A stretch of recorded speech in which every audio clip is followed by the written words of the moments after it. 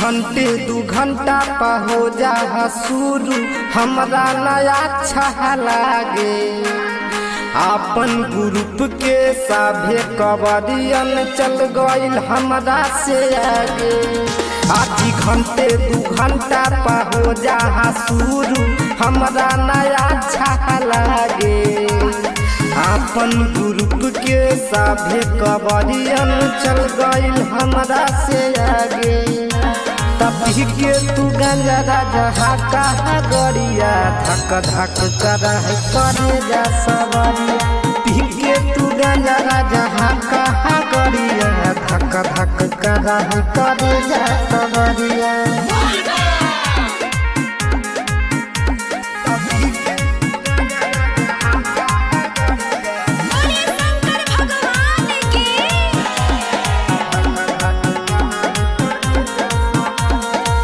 कैसन धैला राजा लत जी हसन बात कही सत जी।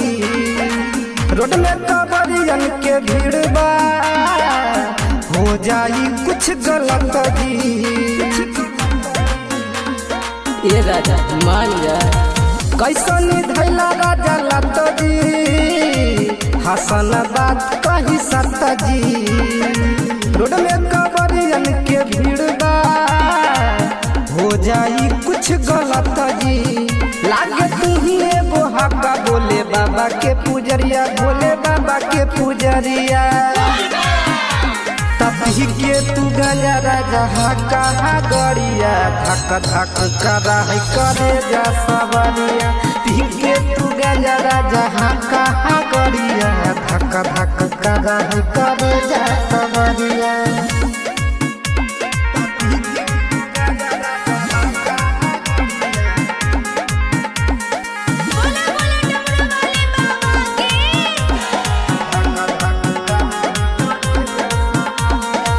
सुखल बनू धसल गाल जी आँख भइल लाल लाल जी।